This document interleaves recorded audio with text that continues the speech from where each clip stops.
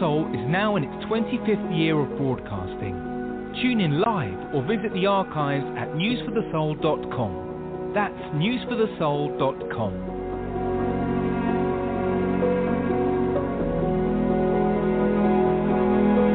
Next on News for the Soul, Light Body Healing with Dr. Lara. Dr. Lara is a functional medicine health coach, an advanced practice clinical pharmacist specialist, master intuitive healer and channel, and international teacher and speaker on a mission to empower you to take an active role in your healing journey to achieve holistic health mastery of the mind, body, and spirit. Dr. Lara combines energy medicine with functional medicine to facilitate healing at the root level. Call in now to speak with Dr. Lara today. 646-595-4274. 646-595-4274. Please welcome Dr. Lara back to News for the Soul. Hello and welcome to the latest episode of Light Body Healing. I am your host, Dr. Lara May, and I'm really excited to have with us today Amanda Elise Love, a registered holistic nutritionist who teaches women how to cook simple but delicious, allergy-friendly, healthy meals and to integrate a holistic approach through mind, body, and spirit. Amanda also has a long history of illness herself, which culminated with a diagnosis of fibromyalgia at the age of 20. This caused debilitating pain in other aspects of her life, and because of this, she made it her life mission to teach others how to cook allergy-friendly food and lead a holistic life. She holds a diploma as a registered holistic nutritionist and certificates in gut health, culinary nutrition, and more. Amanda is also the host of a podcast called Physical Emotional Health Secrets, which has reached over 130 episodes. She has also been a featured guest on over 70 podcasts and TV shows, such as Biz TV. She also has been a speaker at many summits and panels across the country. And she is a co-author of a book called Trauma to Triumph. Welcome. Thank you so much for having me. I would love to get started by just hearing more about your story, and if it's not too personal, like telling us your story from your illness through your healing path and how you found, I'm sure this is part of what you teach now, is part of what you found to be the solution for you, which is the case for so many of us. So I'd really love to hear about that. Yeah, so I have a story. My story is that I was born 6 weeks early, and one day my grandmother, she just recently told me that she's like, oh yeah, your parents, like they went out and you had like a machine to help you breathe and they didn't really use it because whatever reason. And she's like, oh, you stopped breathing. And so she had to do CPR, and she had never done that. And like she had been a nurse and stuff like that. And like automatically you go right into like trauma, I feel like, with that, all of that going on. And the fact that I was just always sick, like every single week, sinus infections, like fevers. At one point I would run high temperatures, and then for several years, even if my temperature just went up and it was like a normal temperature, like I would be down. And this was like for 10 days at a time. This wasn't like a couple days. It was like 10 days. And you add in hormones, like I didn't have any of that, right? So for me personally, I was like, why am I sick all the time? Why am I dealing with this all the time, right? And one of the things also was going on was my parents divorced when I was 6. My dad remarried when I was 8 years old. And so there was trauma of going over to that house and like all of that, right? So for me, like from 8 to like almost 14 years old, it was a lot of like stuffing my emotions, like I tell people. And that's the big thing I tell people. I think a lot of times with your health condition, you are stuffing your emotions to the point where it's going to make you sick. And once we moved out of California to Arizona, I was still sick, 4 to 6 weeks sick, like constantly sick. And I had learning difficulties. School never came easy also. So the next, like the big thing was I graduated high school. Somehow I graduated high school, but probably because I just had a driven personality and stuff like that. But I took a personal training program, did a 6-month course, and 2 weeks later I turned 20 years old, and all of a sudden I was just so much pain. I was so fatigued. I was so exhausted. I couldn't get out of bed, and that was a big thing. That was more difficult than what I had previously gone through. And 10 minutes later, I went to one of the top rheumatology places in Arizona, and they were like, you have fibromyalgia. Wow. So were you on like chronic antibiotics also? I don't even know what I was on. I feel like I'm pretty sure I was on antibiotics like all the time. Like as a kid, yeah. Yeah, as a kid, I just went on antibiotics constantly. And I think that also played a part too. And just the stress level, because my dad's wife was like very mean, like emotionally and stuff like that. And like the courts got involved that last year and stuff like that. So that was a big stress. And like sometimes I wouldn't even go out of the house, even though we were supposed to go visit our dad and stuff. I wouldn't even go out of the house because I was that scared and stuff like that. So yeah, I feel like there's so many things that played a part in my health journey. Wow. That's really powerful. And so what brought you to the other side? What got you, what did you find that was, your solution, or, I'm sure there's many pieces of your solution. Well, my solution was like, it took a while to find something, because when I went to the rheumatology place, they were like, okay, here's the medication, Cymbalta. If you find out it's an antidepressant, if people look it up, it's on drugs.com website. It's great to look up prescription, stuff like that. But like that was their only solution. And they were like, well, you could do physical therapy. Like, how's that supposed to help with the pain? And like, now to me, it's very funny looking back, because I was like, how is that supposed to help? Like, fibromyalgia is not an overweight issue, and I was always been like small and everything, not ever overweight.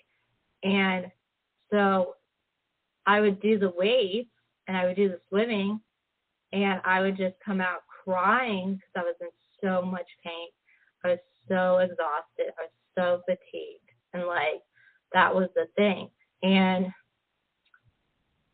when there was like a pain management place right next to the physical therapy, and they were like, my grandma was like, well, should we do that? And the rheumatology place was like, sure. And we did I did a pain management thing, which was them shooting like a huge needle into my whole back, my neck, all the trigger points, and you're awake and your blood sugar crashes to a point where like you have to have sugar and cookies to have to bring it back up. And I would just cry.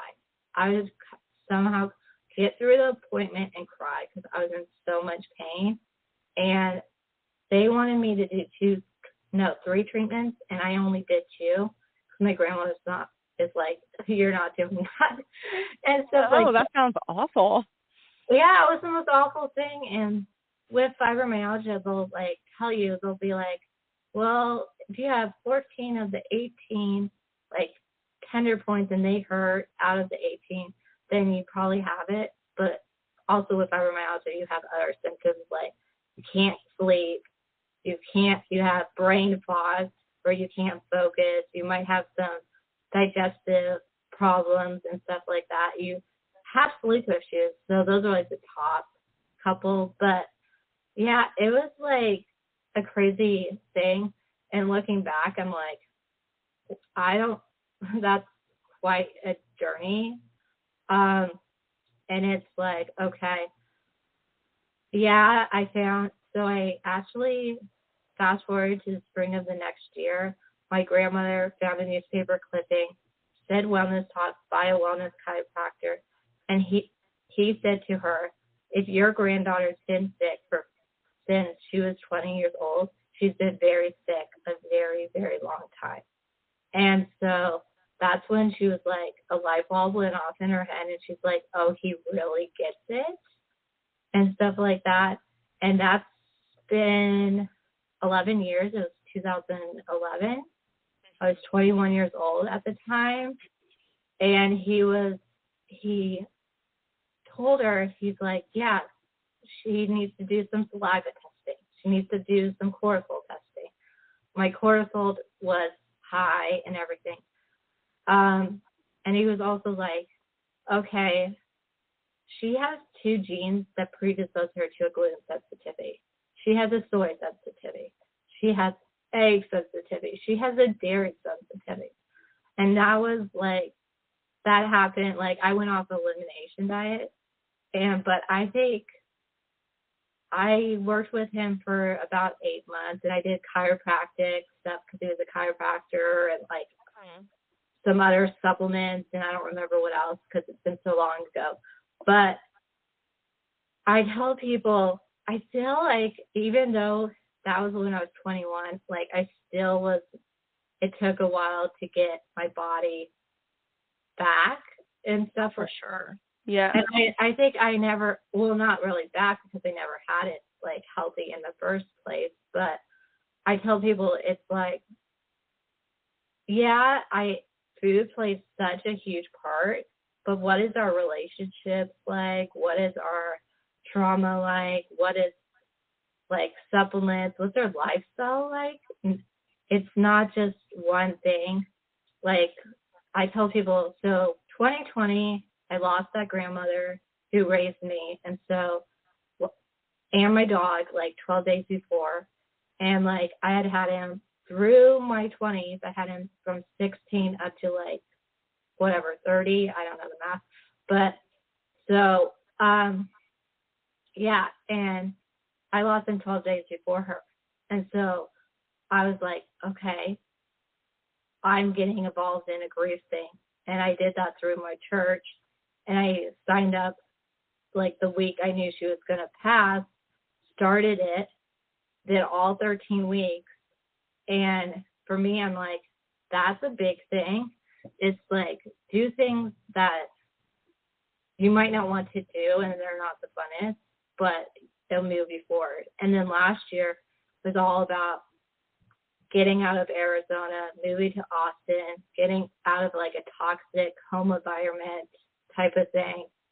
And this year, which is not really fun, but it's something I talk about a lot on my podcast, is getting through that grief and stuff like that, because that's something where you need to forgive people, and sometimes you don't realize you haven't forgiven someone until you're like it's pushed to the front, and then you're like, okay, I still have to forget some people. Absolutely. And they say forgiveness is an act of selfish but self-love, and I totally agree, because we forgive people for our own benefit, because holding on to that, whether it's grief, resentment, anger, any of those, all those feelings, and we, like you said earlier, we shove them in different places, we hold on to them, we don't let go. All that does is damage us and our bodies and our minds and our thoughts. It has nothing to do with the other person that we're holding the negative emotions towards. So absolutely, I would definitely agree for anyone out there. If you're holding on to any of that stuff, just let it go. And in the best way that you know how, get someone to guide you through it. It's definitely something that you don't need or shouldn't go through alone. And, but it's, definitely worth the processing. And sometimes we just have to provide that space to allow ourselves to feel those feelings and allow them to pass through it. I think that's the other thing that comes up that we're not taught, especially as Westerners, is how to feel and process the feelings, and then they'll be gone. Then we move on. But instead we resist, and then they just stay with us because we're resisting. And that, that good saying of what you resist persists is so true. And it's even more true with our thoughts and emotions, I feel like. Yeah, and I totally agree, because like that was me. I was like a couple months ago where I was just like, I'm like, okay. And I just like got pushed to the front, and I'm like, I don't really want to deal with this. I don't want to be crying. Like, I don't want to deal with all these emotions, because I was like, this is exhausting. And like memories were coming up from like childhood that I hadn't even thought of in like whatever 20 something years. And I'm like, this is hard. But like I had something where they walked me through it. They're like, oh, can you forgive this person? Like, can you speak a blessing into them and like say stuff positive about that person? Which that part was more easy for me. Just because that's my personality and I like to be like that. But like, it was brutal. And I was like, this is hard as could be. And like, I did it in April, and I also did it like 2 weeks ago. And I'm like, I feel like I'm so much healthier now. Like, just like mentally and everything else, just because I've done those 2 times. And like, I've forgiven those people so I could have new relationships in my life, and I'm not bringing that into those new relationships. Right. And I think that's a good point too, being aware, because most of the time we're not aware of how much we're bringing the past into our present and then therefore our future too, right? And so when we don't process or deal or even acknowledge with awareness of any of that stuff, then we automatically bring it forward.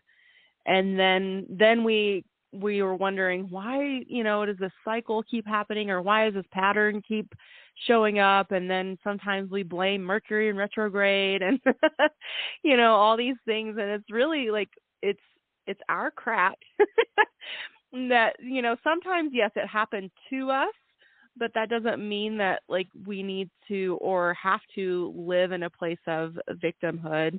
Like, we have the power to process, to heal, to forgive, to move on. And when we can release that, then we get to move forward in our life in such a new way, in a way that we get to create and we get to decide, how it unfolds and what it looks like.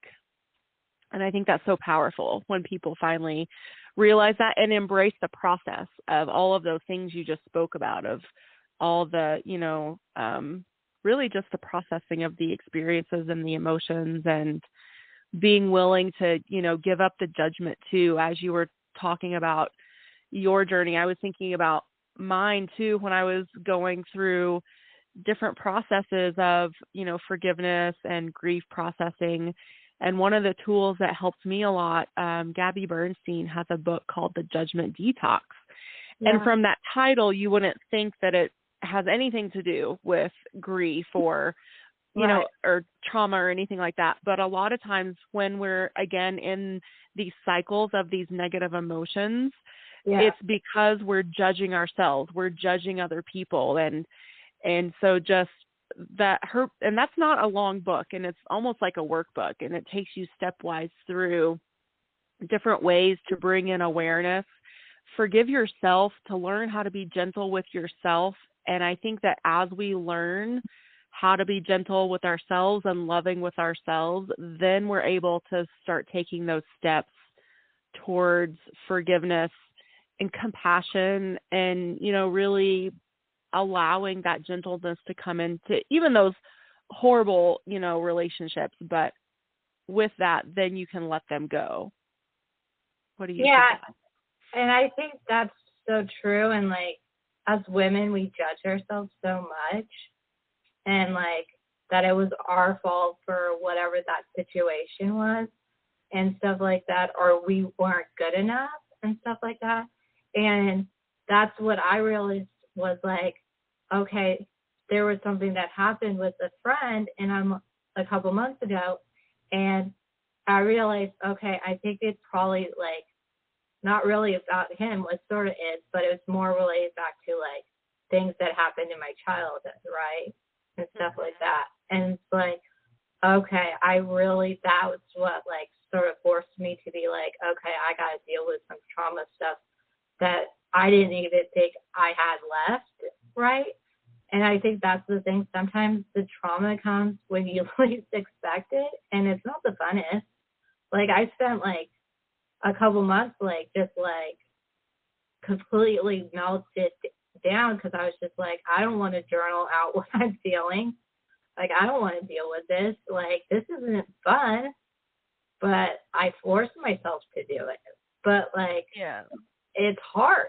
It's hard to do that and be like, okay, I got to cry all these emotions out. And I'm not the type where I'm like, want to cry every single day and stuff like that. So that was like a lot for me. I'm more the type where I'm like, okay, I'll cry for 2 minutes and I'll be like, okay, let's move on. And that's not healthy. But like, that's my thing I'm working on. It's like, I'm like, if somebody hurts me, it's okay to be sad. You don't have to continue to work, or you don't have to distract yourself. And that's the thing. I think a lot of times as women, we distract ourselves when we're hurt. Oh, for sure. For sure. With food, with Netflix, with alcohol, with work. Yeah. So many ways that we distract ourselves. We keep ourselves busy so we don't have to feel the feelings.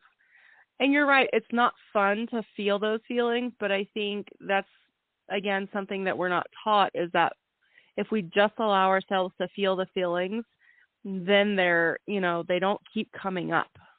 It's, when we try to ignore them, that they keep bubbling, right? Yeah. I think that's so true. It's just, once you go through it, then you're on the other side and stuff like that. Of course, you're going to have other people to forgive, because we always have something happening in our lives where maybe there's someone not the best to us, or there's something that happens a couple of years later and stuff like that.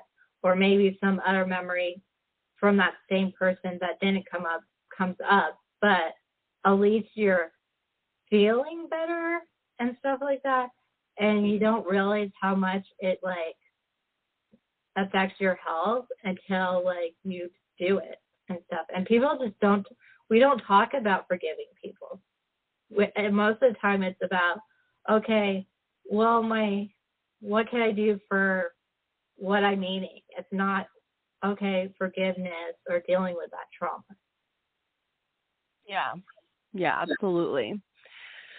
So let's talk about what you do with your clients and, excuse me, and how you bring all of this together for them. So when someone comes to you, do you start with the food and then, and then like bring in some of the emotional stuff as it comes up, or what's your approach? So my approach is like, I am the type where I'm like, I want to know everything about you, because I feel like every single thing is a holistic approach. So what is your spirituality? Do you believe in God? What is your mindset? What is your trauma? What is your food? What is supplements?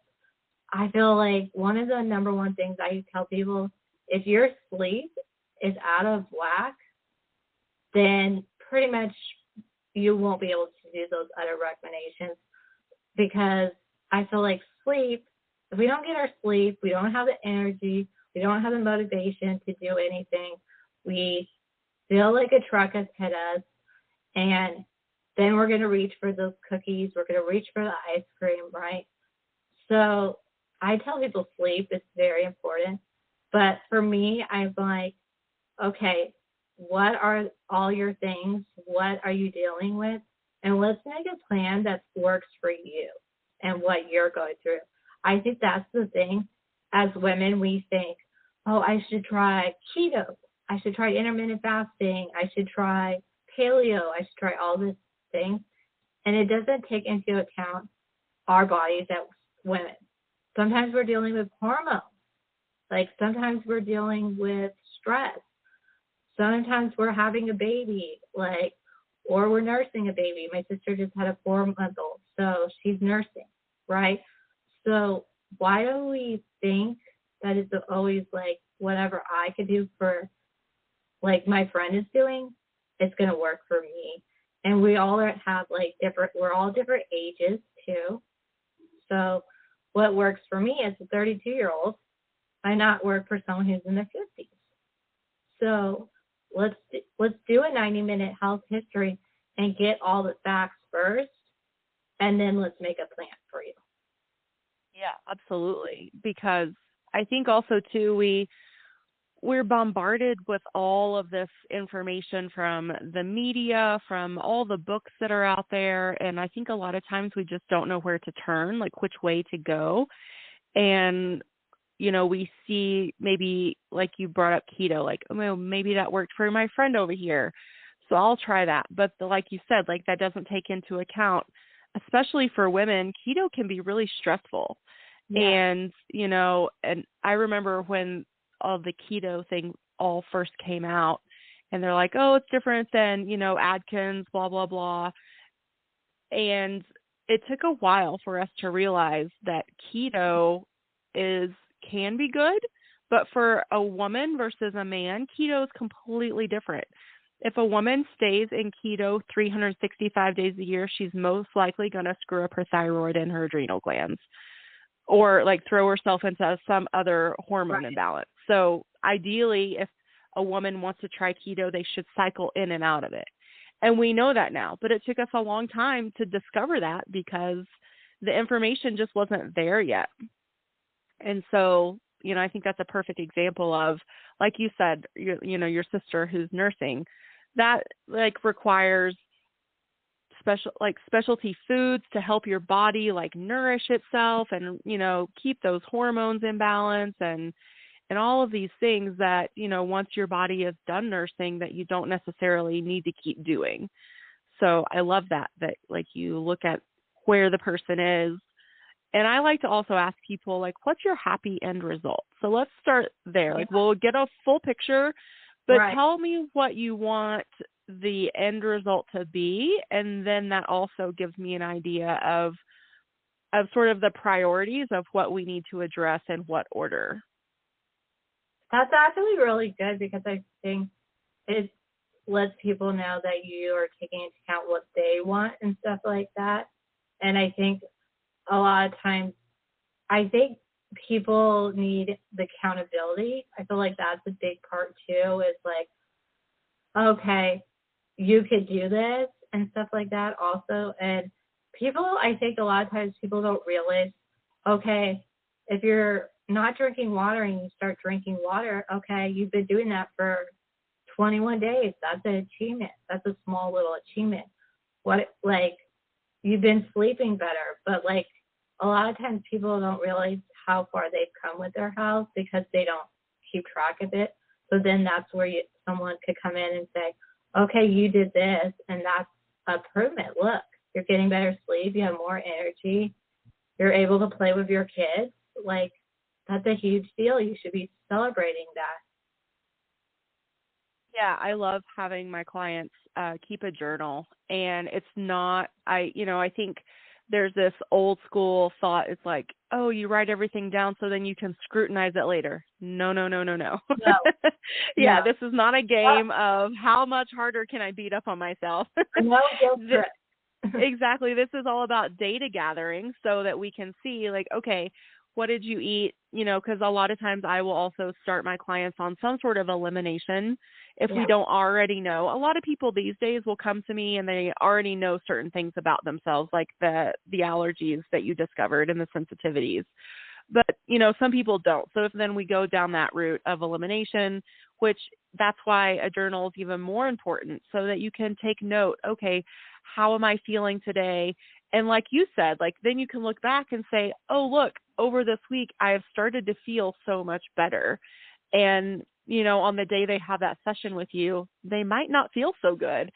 And we're so caught up with how we feel in that one moment that we don't give ourselves credit for all of the improvements that we did and all of, how good we were with not having the dairy or not having the sugar, whatever it is that we're, trying to eliminate so that we can heal and get healthier. So yeah, absolutely.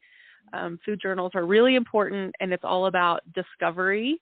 And again, I think it's a good practice too to help train you and train all of us to be gentle with ourselves so that we can look at a piece of information and not immediately and automatically beat up on ourselves for it. Yeah. That's a practice. It takes practice, I think. Yeah, that's the thing too. Everything takes practice. And it's all about, okay, you don't have to do all the things at once. And that's the thing too. As women, I think we think, oh, I got to change my diet. I got to change my relationships. I got to be doing this. I got to change my sleep. And yeah, that's going to burn you out and stuff. So what's one small thing that will make a big impact in all aspects of your life? So maybe it's the sleep and stuff, and that will affect your relationships. That will affect how you're eating. That will affect what you're doing and stuff like that. So I think that's the thing, is that society pushes, oh, you got to do all of this. It's New Year's Eve, or it's whatever. It's the beginning of fall.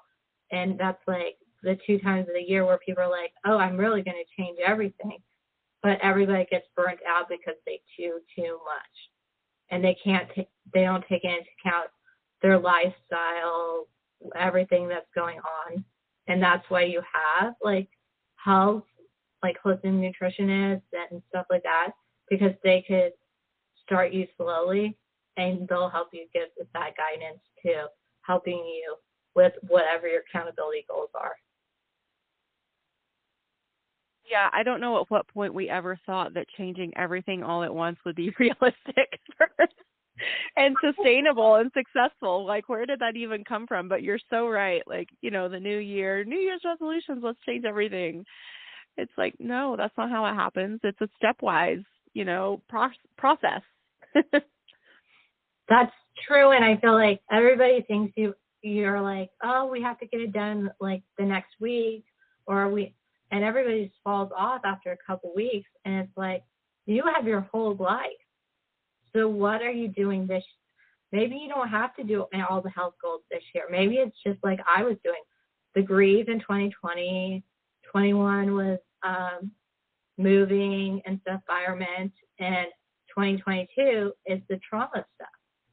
But you're still taking, you're still doing other things probably too that you just learned over the years, and it's just a habit and stuff like that. Maybe you're still doing your eating healthy and your exercise, but you're more focused on one area. I've been allergy friendly for 11 years. So that's it's common for me, right? It's not something to think about. The trauma thing is newer. So that's my big focus. But right? But you're going to have times where things aren't going to be it's going to be up and down and stuff like that. And it's okay not to, and don't beat yourself up if you aren't eating as good as you were eating a couple months ago, or you're not working out, or whatever it is. Maybe you're going through a stressful situation and you just need some downtime, and you don't want to meal prep as much, and that's okay.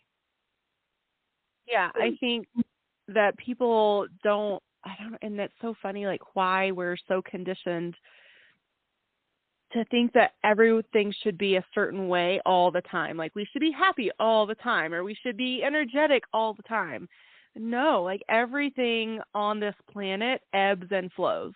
There is nothing that is completely the same all the time. And it's the same with our bodies. Our hormones fluctuate naturally. They're supposed to. Our neurotransmitters that, affect our sleep, they fluctuate naturally because they're supposed to.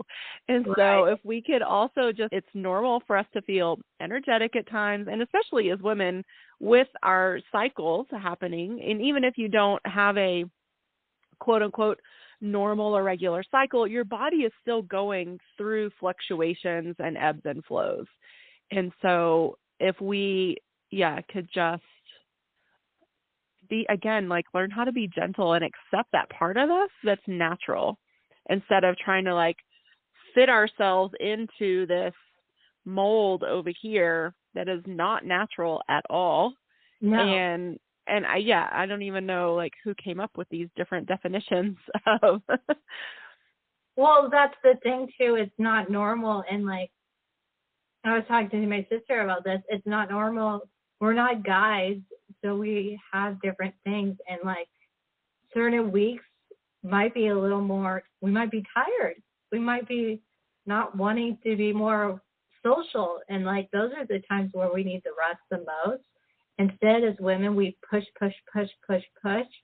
And for me, I try not to do, I don't really want to talk as much or be as social right before my period and stuff like that. And that's okay. I just make sure not to schedule things during that time and get more downtime and more me time and stuff like that. And it's okay to say no to people if things happen during that time of the month where you're just I don't want to do that. I don't want to go out. I'd rather watch a movie, and that's okay. Yeah, absolutely. Absolutely. So let's kind of do a 90-degree turn here. And you've sort of alluded to it a little bit, but meal prepping. So this might sound a little random to our listeners out here, but I think we can, weave it in terms of setting ourselves up for success, providing ourselves that little bit of structure. But then I find that when I'm prepared with my food, that also actually gives me flexibility. Yeah. So when I bring my food to work with me, let's say, but then there's, food that's catered. Oh, okay. Well, now I have the option, because a lot of times with, catered food at work, it's not friendly to those of us that have allergies and sensitivities. No. So then I'm really happy that I brought my own food because I'm oh, good, I'm not going to starve to death, and I have food that my body likes. So tell us about your perspective and your approach to meal prepping. Yeah, so for my approach to meal prepping is make it easy. I feel a lot of times people are okay, I'm going to have to do 21 meals in all at once. And I'm well, if you're starting out with meal prepping, and this is your first time doing it or your first couple times doing it, start with maybe 2 meals, that 2 different recipes. So that's what I tell people. So maybe you're just doing overnight oats and then doing a stir fry. And maybe and you do that for a couple weeks, right? And then you start being oh, I could do maybe a couple recipes a week. I mean, not a week, but during the day, right? So maybe you do 3 to 4 in one day, and that helps you throughout the week, right? And I tell people, okay, so how can you use your time wise? Can you when you come home from the store or when you order the groceries, can you cut up those vegetables so then it's all ready to go for that dinner at 5 o'clock, or is it ready for the next day, or what can you do, right? Do it a little bit ahead of time, right? So you don't you're saving that time. But also a lot of times when you're cooking, you could be preparing it for other meals, right? If you throw things in the crock pot and that's just going to be sitting on your countertop for hours, you could be preparing another meal, or a couple meals at the same time, or using your oven and roasting sweet potatoes or whatever you're doing.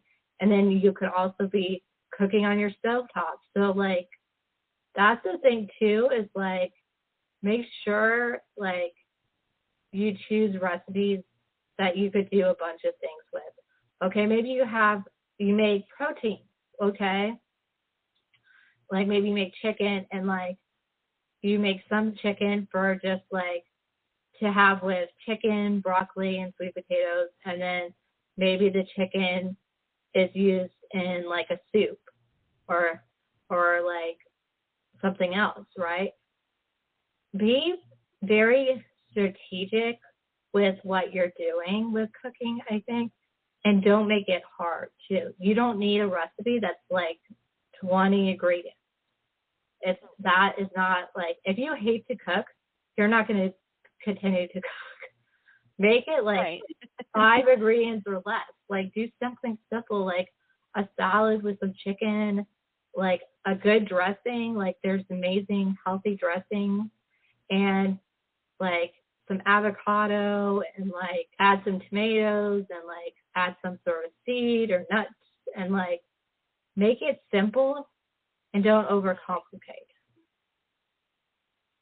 Yeah, absolutely. I love your thought or your idea about cutting up the vegetables as soon as you go home from the grocery store. That's because then that kind of like space saving in your refrigerator too. Like if you cut them up and put them in a container right away, then you have more room in your, like crisper drawer or whatever it is. I know my husband he will sometimes meal prep for his work lunches, and he likes to do like a ridiculous amount. And when I say ridiculous, I mean like 3 months. Oh, wow. He tries to, it's a lot, but he gets overwhelmed. He's like, this is so much. I'm like, yeah, because you're trying to do like 3 months of food all at once. Cause he can eat like the same thing for lunch every day. And right. God bless him for that. Not everyone can do that. They need some more variety, but, so he'll buy, a huge amount of like peppers, and then, however long it takes to like cut up all those peppers. And then, he's tired. He's like, oh, now I have to make the meat. It's like, well, you could do the meat tomorrow since the vegetables are done now. So I think that's something else like that sometimes I don't think is talked about enough is you can divide it up over like several little sessions. You don't have to have like a whole day to do food prep, because for some people that's, again, like also not feasible. Like they have a bunch of kids and the kids are always doing something. So when are they going to get a full day to just meal prep? So like divide it up into smaller sessions, right? Yeah, and that's what I tell people too. It's like it all depends on how much food you're making and stuff like that. And some days you're going to be busier and you're going to have something at night. So then you could pull out that whatever from your refrigerator and be like, okay, at least I have a healthy meal to feed the kids before they go to like soccer practice or something. But I think one of the biggest things is, okay, looking at your schedule, either whatever night it works for you. So if you start your, like, maybe Monday night, you look at your schedule and you're like, okay, for the next week, I have this going on. And looking at your schedule and be like, okay, I really need a meal prep. Where could I put it into my schedule and it's not going to be overwhelming? And sometimes you don't have to like have it all figured out and stuff like that too. I tell people, but make sure you have your like some of your meals meal prepped and stuff like that. And so sometimes you have time at night, so you don't have to meal prep for that night, right? But it's really helpful to meal prep because things come up, and it's good to always be prepared and be like, okay, I'm tired, I don't really, and stuff like that. So I have whatever in the fridge, right? Yeah, I think the scheduling is a big help, and I and this is something that I don't do consistently, I go through spurts where, and I should do it more, is just schedule out the week, like set aside, wake up early, like maybe Sunday morning or Monday morning, and just schedule out your week then. So then you just know the rest of your week is going to flow. You already know, like, you're going to put everything in your calendar and how it's going to like all fit. And so then that also takes away the level of stress for the rest of the week, because you eliminate that variable of chaos to an extent. Like, can we always eliminate chaos in our lives? I don't know. Always is a strong word, so I would say no. But can we minimize it? Yeah, we can minimize it.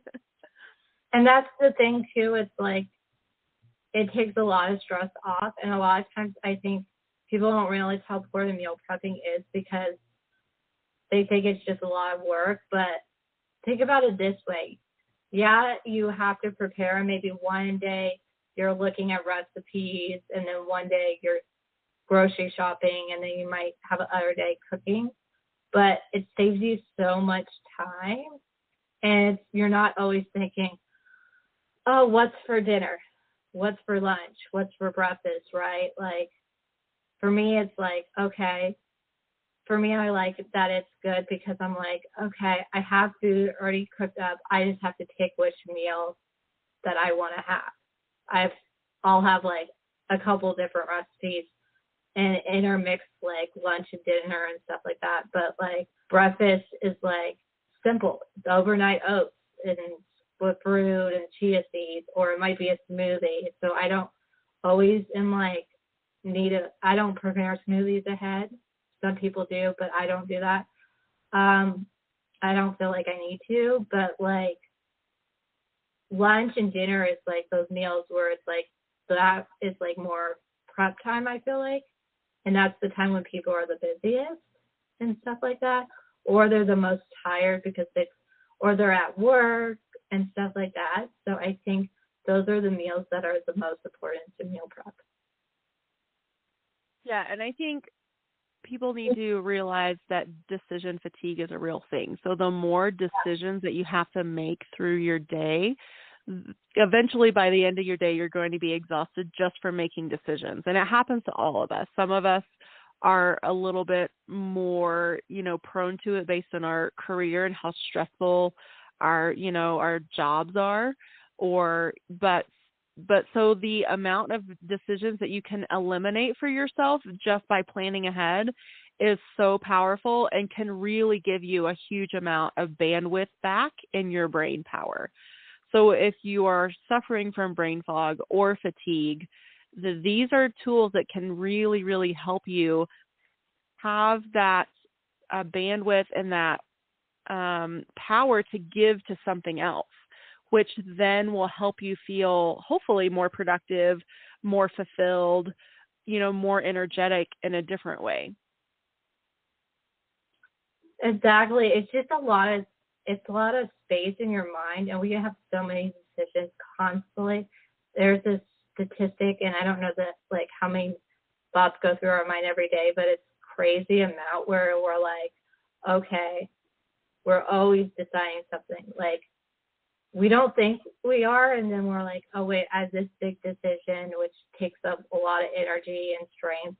And sometimes it's good to be able to be like, okay, I have food ready, and that's one less thing I have to think about during the day. Yeah, exactly. So do you feel like there are some pantry staples that people should always have available to them? And if so, what are they? I always say the best things to have are having rice, sweet potatoes, that type of thing. I always tell people, okay, it's okay if you have. It's not horrible if you have like canned stuff. Of course, you probably don't want to have it all the time, but like making sure you have onions and stuff like that.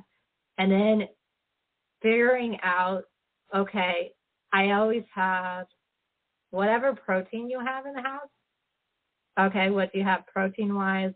And making sure you always have like the protein. And then a lot of times you just have to get the vegetables and stuff, like, right? And making sure you have seasonings, because I think a lot of people think, well, I could just have broccoli, but it doesn't taste too good to me or whatever, because they're used to the salt and the sugar and the fast food, and right? So make your food taste good.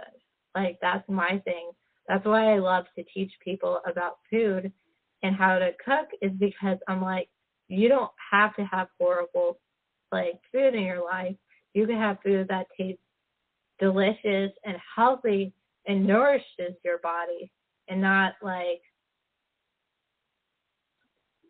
have like food that's like chemicals and like it will eventually destroy what your body is about.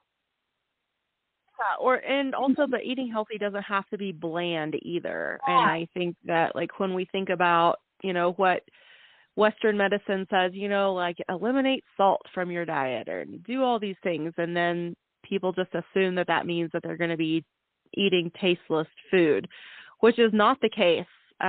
So, be adventurous, have fun with it, experiment, and, try things that are approachable for you. And I love that idea of just picking, 1 or 2 recipes, doing a few days at a time. And so then, like, you do have variety available to you, but again, like, it's, that decision is already taken care of. You can check that box off, and you can leave that bandwidth for your brain for other things.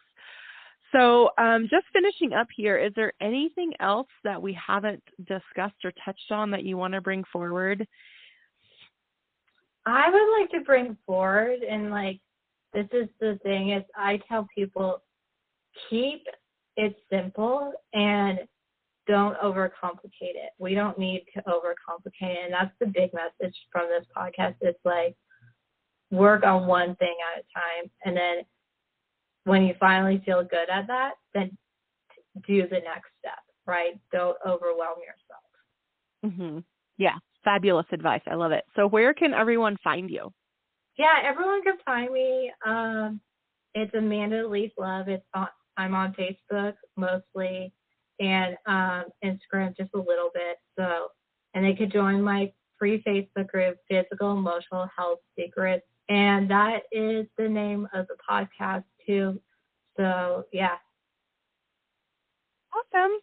Well, thank you so much, and I wish you the best of luck.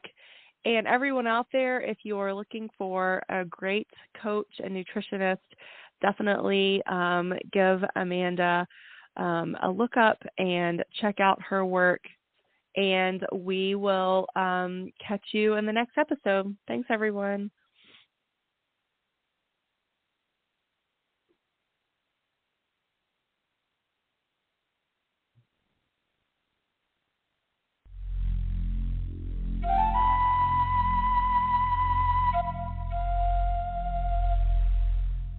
Hear all of our previously aired broadcasts of News for the Soul online at newsforthesoul.com. Now let's get back to the show.